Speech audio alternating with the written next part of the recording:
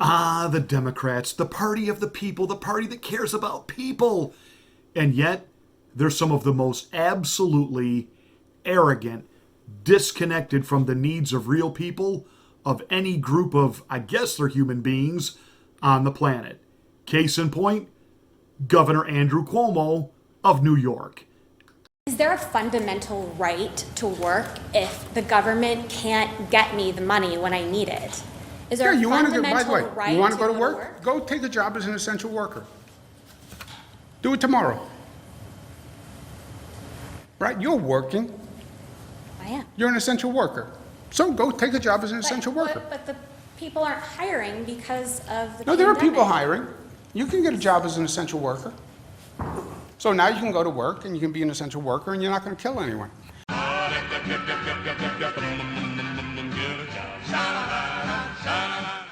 So that's his message to the despondent New Yorkers who are under some of the stringent lockdown, stay home, house arrest, martial law in the country. Huh, you lost your small business? Go get a job, become an essential worker. What? Just, that's it, give up your, yep, come take this minimum wage job and stock shelves at a grocery store. We'll call you essential there. You can get around now. You'll be all right. Really? I gotta say this. You know I'm not, by any stretch of the imagination, a welfare type of advocate. I don't like the idea of national health care. But when there are situations directly created by government officials, our economy did not tank because we had a depression. People are not standing in bread lines right now because their idea of a business just, they had a poor model, they had a lousy product, it didn't work, and now they're out of a job. No. They're out of a job because the government and the governors made the decision to do that. So do that, they bear some responsibility to provide some safety, protection, and well-being for the very people that they have put into this situation. We have 25 million people now unemployed in this country. 25 million. And it's going to continue to grow if we stay shut down. And so Cuomo's response, the man of the people, his response to the protesters outside the Capitol in Albany, New York, in the cold, demanding to be able to go back to work. If they want to work that bad, become an essential worker, then they won't be threatening anyone's life. What, really? Spoofle dust gets sprinkled over their head and just magically they're okay? This is not about your health. When are you going to wake up and figure this out? This is not about your health. When they tell you you can't plant a garden because it's dangerous, but you can go buy a lottery ticket, you not understand what they're doing? And for the governor to say, if you put a mask on and quarantine, you'll be okay. But if you really want to work, become an essential worker. Well, why can't I cut hair? Somebody did your hair for the press conference. Hate to cloud the issue with facts. Then you have Nancy Botox Pelosi. You know, again, she's supposed to be for the people. She appears on a late-night talk show to ask, Speaker Pelosi, how are you holding up under the pandemic? What are you in the quarantine? What are you doing? I'm eating chocolate. And she opens up the doors to her $24,000 refrigerators to show us her gourmet ice cream. Well, immediately, President Trump pounced on that and produced the following political ad. We turn now to that $350 billion fund to help small businesses and its workers get through the shutdown. It will be up to Congress to restock it. But Democrats blocking that move this morning. They asked for $250 billion in 48 hours. I said, well, I don't think so. They objected, and I congratulate the Senate Democrats. Speaker Pelosi, what are you going to share with us from your home? Chocolate candy.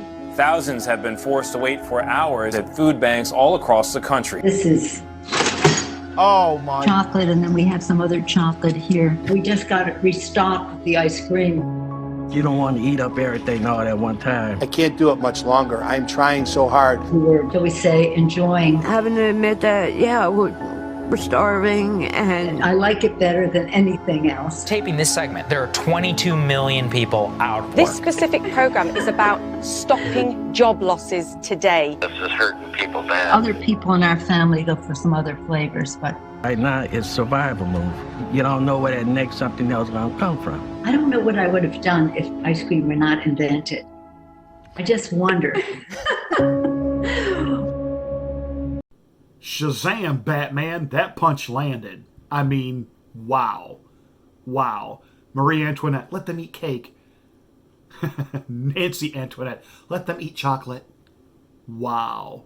Wow.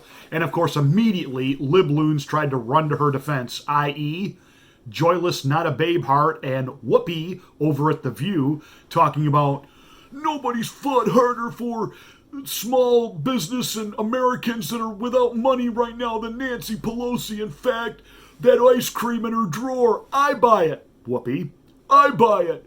It's owned by a small business. It's a small business. It's a gourmet ice cream that costs $12 a pint. $12 a pint.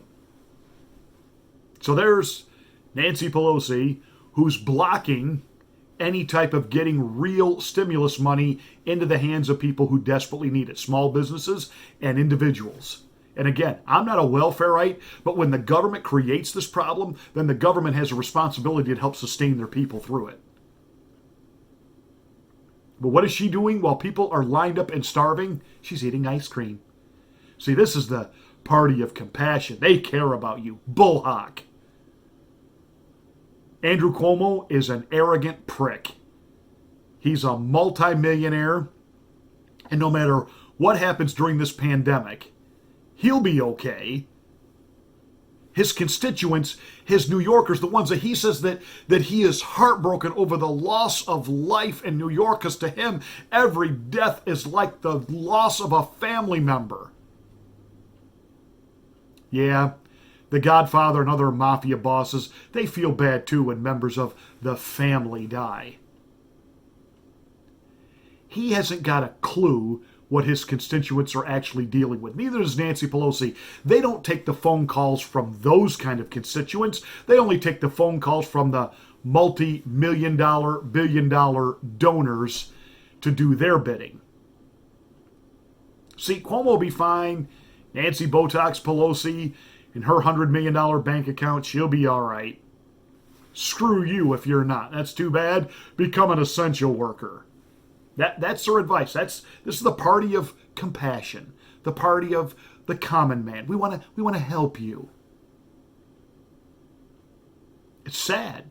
It's tragically sad, and it's criminal. And they're doing this for political reasons. They're dragging this out. They would like to take this all the way to the election because they think it's the only way they can defeat Donald Trump. They have totally exploited this entire pandemic, and they had a hand in manufacturing it. You need to watch my other video. It's disgusting, it's sickening, it's criminal, it's traitorous, and it's deadly what they're doing. And the governor doesn't even want to hear about people and their mental health and suicide, etc., being out of work. It's too bad. You may think you have a right to work, but I don't have a right to die. You're not going to breathe on me. Really? Really? Do I have to kindergarten walk these stats again? That you stand a chance of dying of just about anything more so than coronavirus. Enough of this insanity. Enough.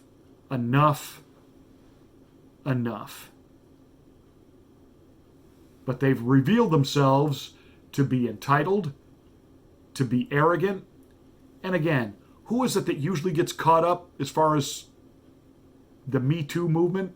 Oh yeah, it's these so-called liberal male politicians that seemingly have a horrid track record in the way they molest and grope women.